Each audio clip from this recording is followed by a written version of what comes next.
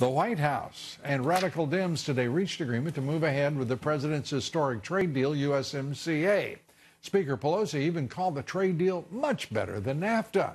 Trade Representative Robert Lighthizer signed the agreement this afternoon alongside Mexico and Canada in Mexico City. The White House today said the deal could create 350,000 jobs, raise GDP by 3 to 4% annually. It could also be a welcome deal for both Canada and Mexico. Canada losing 71,000 jobs in November, the biggest decline since 2009. Their unemployment rate jumping up to nearly 6%. As for Mexico, their economy on track for its worst performance in a decade this year, and we are talking about the prospect of recession. No significant GDP growth since the third quarter of last year. And when it comes to trade with China, White House Economic Trade Advisor Larry Kudlow today said the December 15th tariffs on $160 billion of Chinese goods are still on the table, despite numerous reports from numerous news outlets that the United States and China are preparing to delay those tariffs. It's time for some clarity. And to help us in that, we turn to Peter Navarro, Assistant to the President, Director of Trade and Industrial Policy, and the Director of the White House National Trade Council. Great American. Peter, good to see you.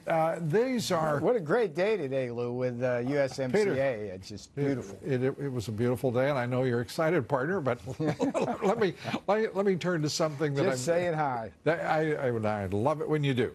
I'm going to say hi by saying, you know what, USMCA is a done deal.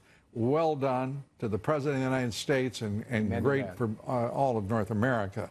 But let's turn to the U.S. China trade deal, because I keep hearing so much noise out of the White House and out of the Chinese in particular that I wonder what's going on. By the way, I'll be specific about that noise. We hear the noise from Reuters. We hear the noise from Bloomberg. Citing, it seems, Chinese sources, not U.S. sources. And when they are U.S. sources, they seem to be principally Larry Kudlow or Steve Mnuchin, the Treasury Secretary. Yeah.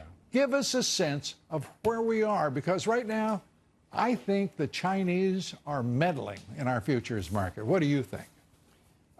Well, look, we had a handshake deal in October. Well, let's start with the first question. Yeah. Do you think they're messing with the futures market?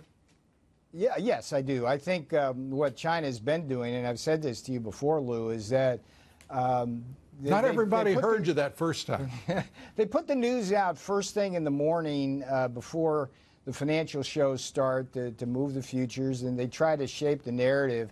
Usually comes from either the Wall Street Journal or Bloomberg, and then people tend to pick it up and run with it as if it's fact. The story this morning came from the Chinese, not our side. So there it is. So, and here we are. Yes. That trade deal, the first reports were, and I think the principal sources for those early stories this week were all coming from the Chinese. But the idea that the president would lift those tariffs rather than put them on the 15th of December? What's the truth? The truth is that's the president's decision, and I've got no indication that he's going to do anything other than have a great deal or put the tariffs on. That's been his position. I mean, he's in a great position. He loves the tariffs. The tariffs are doing great defending America from Chinese economic aggression. Well, the tariffs been on, Lou, for over a year. Our economy has grown strong, and the stock market's gone up thousands of points. So clearly the tariffs are helpful to the U.S. economy. It'd be nice to have a great deal with China, the one they agreed to in October. But you know, it reminds me of that expression, slipperier than an eel in a jar of Vaseline. It's just hard to get them to pin down. I mean, how long have you been working on that metaphor? I stole that from somebody who... well, give it back. Give it back. Give it back, no. But you get the idea. But look, I mean... Bob Lighthizer, a great American, did a great job on USMCA. He was in Mexico today. He's coming back tomorrow. He'll get back on the China story. So he gets $1.3 trillion deal done, and he's going to take a day off. Is that? I don't know, Bob. You know, you get back. Just can't get him motivated. And remember, I don't know. It's like it puzzled me, Lou. It's like we've got a deal, USMCA, where it's 5 times the exports as the China deal, and the market really didn't react that positively to it. So you kind of wonder what's going on there. But well, there's a lot. I was talking about that earlier, Peter. I mean, the market right now, in all fairness, is trying to digest a lot. The market knows that they're getting played. They're getting played by Wall Street. They're getting played by the Chinese and the futures market. And they also know that we don't have resolution on that U.S. China deal.